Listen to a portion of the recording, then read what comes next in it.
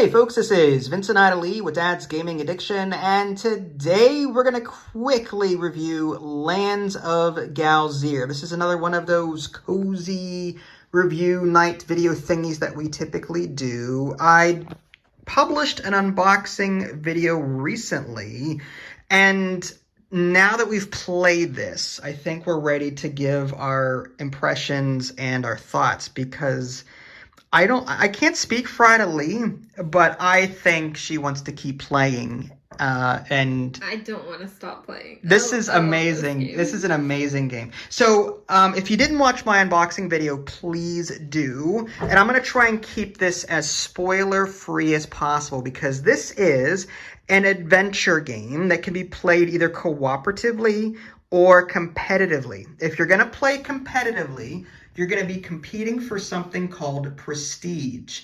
You're still going to earn prestige in co-op, but at the end of your session, you are going to type into the app how much prestige you collectively earned, and then something different will happen.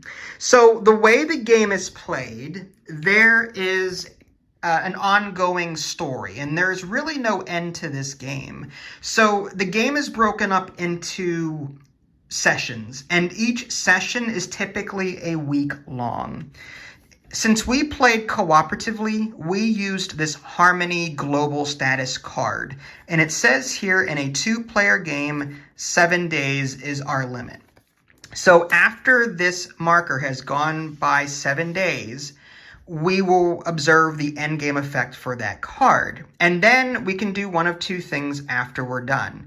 We can decide to keep playing and extend the game another week, keep everything that we've collected so far along the way and continue the story, or we can reset the entire game and maybe play with different characters. Speaking of characters, I am Boomir the Marbled Polecat, and these are the skills that I have.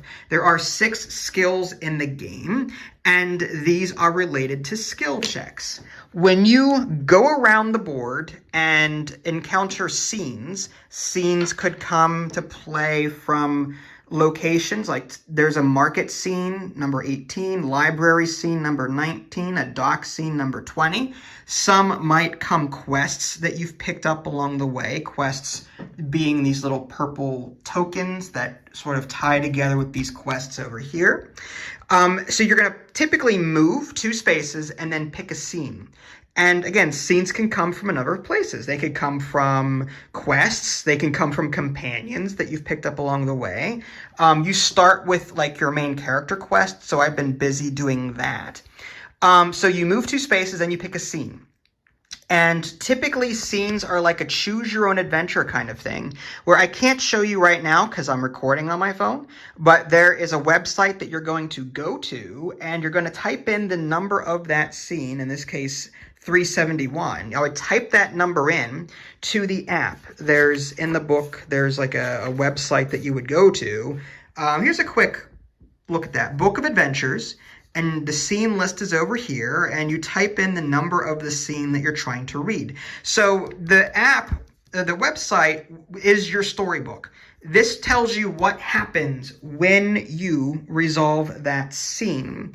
On occasion, the app will ask you to do a skill check, and it might say, if you want to sneak into the house or whatever, test this skill.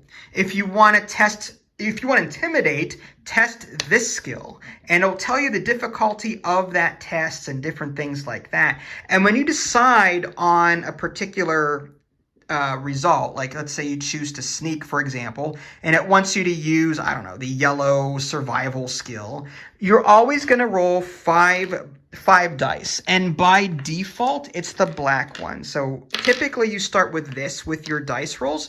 There is a 1 in 6 chance you will roll what you need. So if I had to roll yellow tents, there are tents on this die, but there's only a 1 in 6 chance of getting there. However, if you have yellow here and anything adjacent to it, an orange or a green, I have 1 orange and I have 2 yellow. So I can substitute these 3 black dice. I can do 2 yellow and 1 orange. because I have 1 orange and 2 yellow skills. So this yellow die has a double yellow tint on it. There's actually 2 of those on here somewhere. So whenever you roll the exact skill, you're going to possibly get a double result, which is great. It's a success. Anything that you roll like that is a success. 2 successes in this case. And then on the adjacent die, the orange and the green, there's going to be a single tint there and there. So you've got a 1 in 3 chance of always rolling a success. But in the case of matching the skill exactly, there's a double. And then there's a 1 in 6 chance of rolling these standard results here. You're going to roll these. You can either keep your result or re-roll everything one more time, and you're stuck with that result. On occasion, as the scene calls for it, it might say, are you fighting something? Okay, are you fighting something? If you are, you immediately get 1 success and you can convert an eyeball result into another success. So there are certain brown, there are brown statuses, whatever, that you can use like verbs, and they will modify these results in some way. These green teal ones are tags, and tags are used at the beginning of the scene. It might ask you, do you have a gunpowder tag? And I would say, yes, I have a gunpowder tag. That might change what options I have to resolve that scene. So these these teal tags will maybe change the scene in some way. These brown ones are optional and they modify typically dice results. If these brown ones are purple, they must be done. Like for example, I have purple ones here. Recall, convince, and observe. I have to do this if I ever get the chance to, and I get 1 success for doing it. Some of these things are timed, and what you're going to do is, whenever you get a card that's timed, you're going to count out from the current timer token, 1, 2, 3, 4, so that whenever this marker reaches that, then you resolve whatever that says. In this case, I would discard this card because it's been 4 days. So a lot of these cards have like a time limit on them. You've got companions, you've got status effects, you've got items. You can have a maximum of 3 items. You also can have a maximum of 3 quests. Each character also gets a special ability that they can use once per session, but you get it back after your current session is over. When I say session, I kind of hinted earlier that you can keep playing this game over and over again, and typically the game is broken up into sessions. It's usually a 7-day session. In our case, it's a 2-player 7-day session where you do a 7 days worth of stuff, go around the board and counter scenes. At the end of the 7 days, you get rewarded or whatever the story tells you to do. And then you clean up, you change things as you need to. Right now we were in February, so we switched to March at the end of our playthrough. And then we can go again. So we would now start a new 7-day session if we wanted to. And there is no min-maxing in this game. This is all about the story. You're not going to get more than 4 skills. You will pick up new items and new status effects and companions along the way. But there's no way to like improve your character to get more than 5 dice. It's always going to be these skills. I have not seen it, but supposedly you have the ability to move these around. So this yellow might become a green. And so I have not seen it yet, but supposedly that is a thing. So yeah, there's a lot going on here, and I'm trying really hard not to spoil anything. There's the okay, website. So here's the website. What you're going to do when you first start a session, you're going to choose your month. And right now we're in March. So, and by the way, none of this is saved. This is just a library of story information used for the game. You do not track progress on here or points or anything like that. So I would type in March because we're about to play in March. And it tells us what day to start on. And then you've got the scene list down here. You type in on your turn, you move, and then you type in the scene number that you want to resolve, and then you go from there. That's what this thing is used for. Mm-hmm. And again, on occasion, the website might tell you to take a card from the library. This took about half an hour to set up, but once it's set up, it's pretty self-explanatory. These cards, it'll say pull card number 200 and whatever. These are the characters. There's 4 characters in the game, and you're going to sort of store their progress here as you need to clean up the game. So I've got a character in here, and if I needed to clean all this up, I'd put all my items and my status effects with my divider temporarily, and then I'd bring it all back out later. As far as other components are concerned, I don't know if there's anything else in here. Just the other characters that we didn't use. These are the other skill thingies that you plug into the pegs here. There's the dice.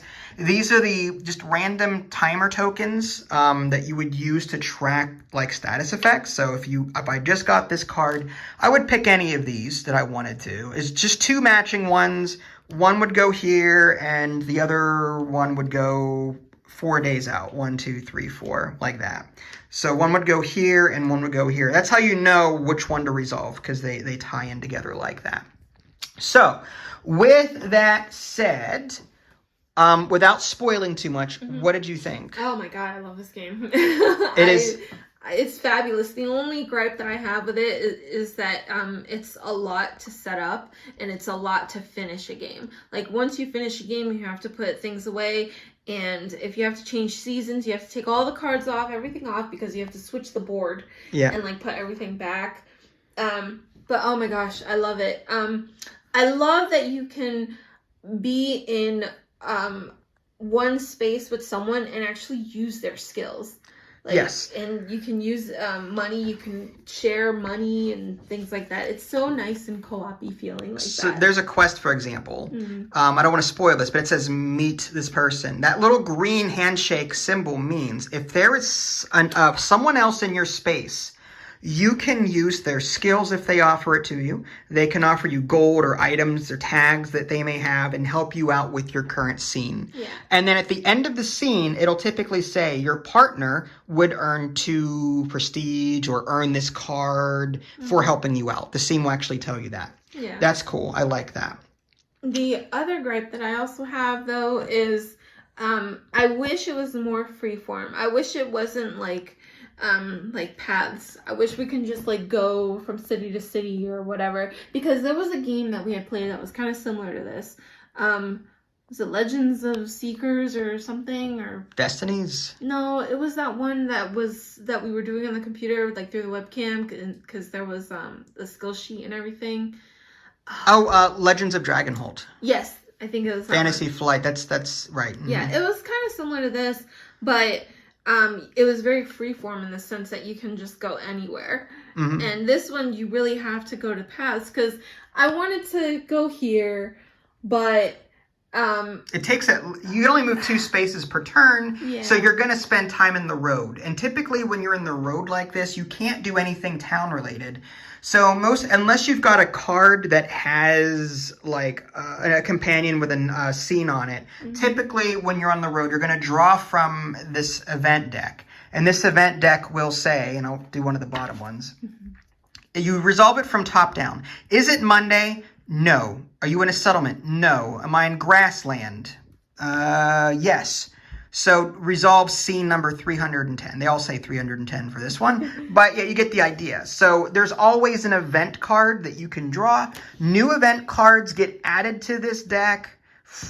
In addition to there's setup, and then there's more that gets added to this over the course of time. Decisions made during this game, cards will get added to towns. Towns get added to the event deck. We've come across some really nasty things. And as cutesy as this game is, one of the scenes, and I'm not going to spoil it, but one of the scenes actually spoke of injured people and dead bodies. It was sad. It was really sad. I'm thinking about little bunnies, being pulled out oh, sorry, I won't. Yeah. But it was just so sad. I'm like, oh my gosh, just turned Bambi all of a sudden. Yeah, Bambi's right. Mom. Yeah, right. But, I wouldn't have minded the whole paths thing if the game went on longer. Because the game is a little short, I was only able to visit 2 cities. And it's I want to explore the whole map, And eventually when I play this solo, I'm going to be every single person, and I'm going to have a huge campaign about myself, because this is just a fabulous game as it is. Oh, I love the story. I think the story's fabulous. Usually, I'm not really like. It takes a lot for me to really think that it's a good story, because with all these names, it's like, oh, okay, now more names I have to learn, more races I have to learn. It's like in D&D, I get the sword of Cthulhu, Yeah. and I'm like, I don't give a crap about the sword of Cthulhu. Yeah. Like, it's... I love, though, that this uses simple terms. Like, I'm a frilled lizard. I have a name, but my species is frilled lizard. It's so nice that I can actually understand that. As a ferret, though, is it really called a polecat? Like, I've never Polecats are of the same family as Are ferrets. they? They're Okay. like, you know, you've got minks, you've got polecats, you've got ferrets. It's just a different, cousin. And you have all sorts of animals. Like, the whole animal kingdom is in this thing. And I love that it's not a made-up name. Like, they actually have the animal species. The names are made up, which is fine. I don't mind. You know, but I almost spoiled something, but I won't. So, it's hard to talk about this for 20 minutes and not spoil anything. It is, but I love the game. I do wish there was some sort of level up system. I do wish that I can put more stuff in here. I want all the skills. But at the same time, I love that it's like a choose your own adventure where it's not bad if you roll a bad thing. You can't die. Yeah, so I'm okay with this. Like, I love this. I love that you can choose your own path, your own story, and it's okay if you have a bad outcome. And there's no definitive end. Yeah. So you made the comment that, you know, you're kind of disappointed you only wanted to explore all these places. In our next playthrough, the next session that we do, you can then explore that. So we have unlimited time to explore. In theory, we can do everything that the game has in the box. Yeah. But it's going to take a while. And what's cool is my story and your story, and potentially anyone who plays this game, their stories are going to be different in different orders, because I started in a particular city and I did my main quest immediately. I could have stayed here in the city I started in and just kept doing stuff in that city, and that would have been my week and not resolve much. So, there's the order in which you do things. There's so many different branching paths. There's so much replayability here. Yeah, there is. This is going to be on our table for a while, unless we have another game that we have to cover. But my main gripe is the setup and the rules. This took some doing. First, there's a welcome letter, which you're supposed to read, and I kind of did. But there's a whole setup process with the library. And because I've never played this, when I was reading this, I'd never played the game. So I'm like, what is all of this? And then I looked in the rule book, and I'm like, well, how do I didn't, setup was kind of conflicting with this, and I was confused. It took me a half an hour to go through all the cards and organize them the way they were supposed to be organized. And even in our first couple of turns, we had questions about the brown verbs. I was looking in this rule book.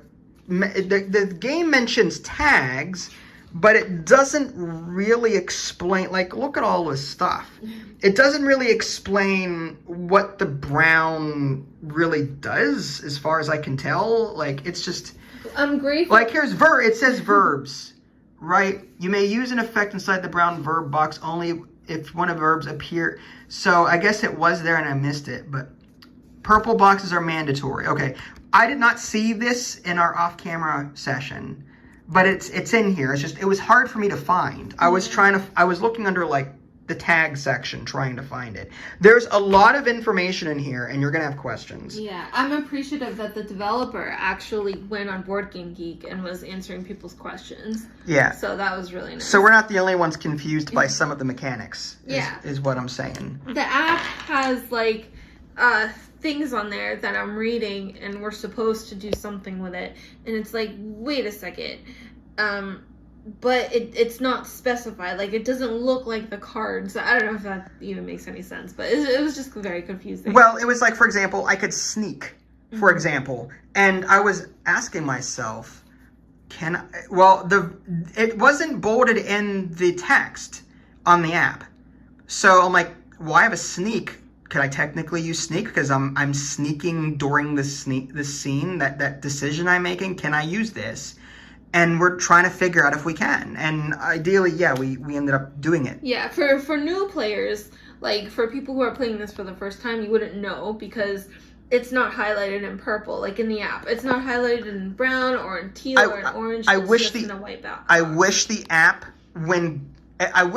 would say, if you are taking this action, observe any brown or purple sneak verbs on your cards. Yeah, it did that with the teal stuff.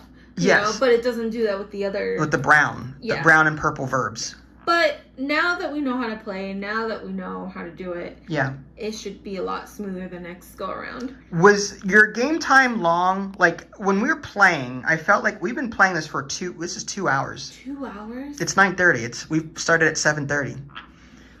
Well, that's because we were in the beginning. We're still figuring stuff out, but 7 days took about 2 hours. Wow! But that's because we did a lot of reading. This game is very narrative heavy. Yes, it is. And there's even you can tap on underlined words, and the game will give you a description of what they are. Yeah. Like what is a marmoset or a polecat or whatever. You can tap on it. There's a picture of the animal and typically what they are in this world. Yeah, what's so cute though is that it's its own little lore. Like, sure, it's anteater, but these anteaters are like the enemies of this world. It's just so cute. There's like a backstory to them. I love the lore. Whoever came up with this, it was just amazing. Uh-huh.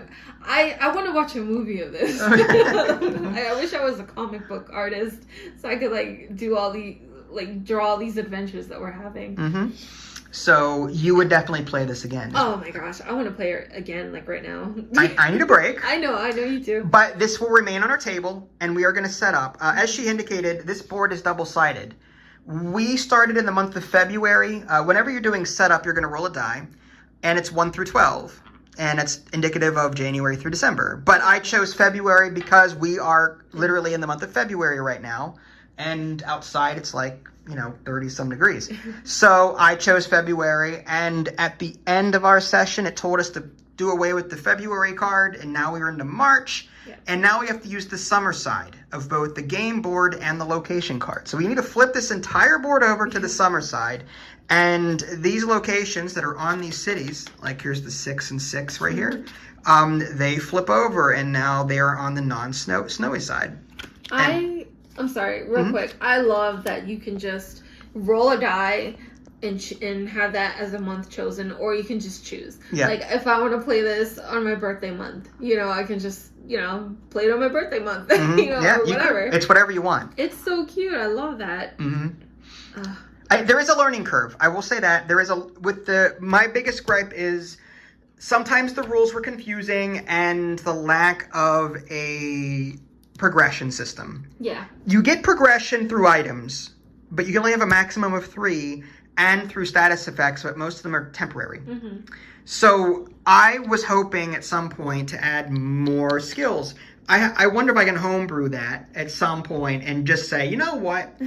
We've played 3 sessions. You get 1 more free one. Yeah. And I don't think that's not going to affect anything. I mean, it might make the game a little easier. It might easier because, even in a bad outcome, it's not really terrible. I would love to play it with none, just to see what happens. Well, then the dice colors would be meaningsless. You'd always roll 5 black dice and a 1. That's okay. I want to see what that story is. You just want to crash and burn, is what you're saying. No.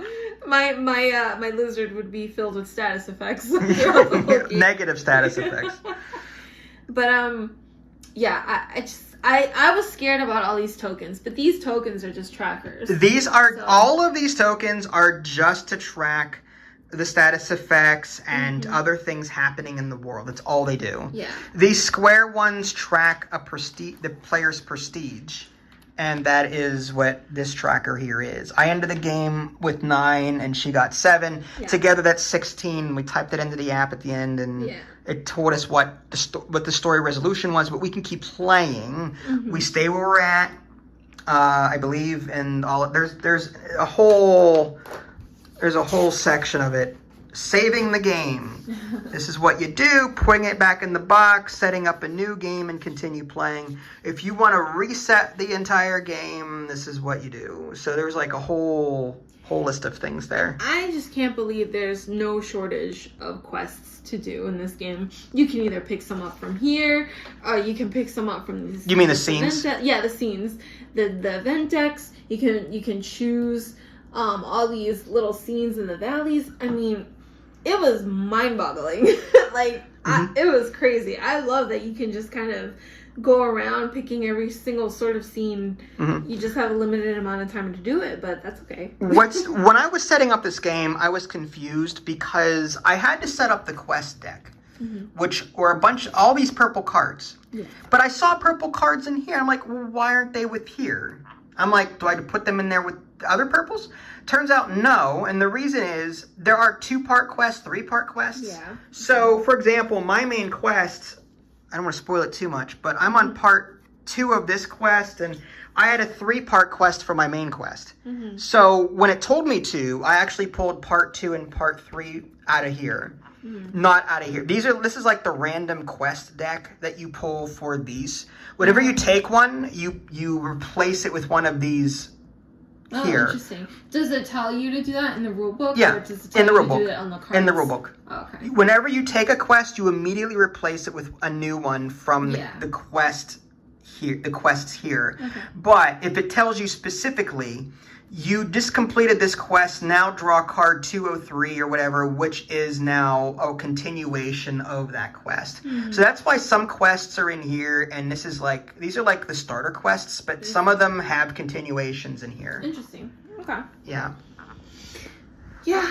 All right. Makes me want to read the Choose Your Own Adventure Goosebump books. Or something. Well, this is 27 minutes, so I think we're going to wrap this up. This gets a huge thumbs up for me. Yes. Absolutely. I'm going to be doing a written review as opposed to an entire playthrough on camera because this is very spoiler and narrative heavy. I want your experience when you play this game to be fresh, and I'm trying really hard not to spoil anything for you. Yeah. So because this game is so narrative heavy, I'm probably not going to ever do an on-camera playthrough because it's going to spoil a lot of stuff. Yeah. It says 1 to 4 players, but this says 4 and up on the very last part. Yeah, I don't know why that is. I mean, are there more characters than 4, or is there... No, unless there's possible expansions that I don't know about. I received a press copy from the developer, so it's possible that there's an expansion. I have to look it up. Oh, look at my newt. That is so cute. That's another... When I play this solo, I'm actually going to be every single character. You're going to be every... So you can also be the frog or whatever that is. A newt. A newt. Okay. Yeah. So ferret, newt, lizard, and a bird. Oh, that's so cute. Sorry. Oh, I'm obsessed. All right. So that was Lands of Galzyr. I think it's a huge, huge thumbs up from us. This is fantastic. Keep an eye out for my written review and also my unboxing video, which I've already published. If I remember, I'll put links in the below description for you. Again, this is a 1 to 4 player game. And here's the box information if you want it. It's 60 to 150 minutes, 14 and up ages.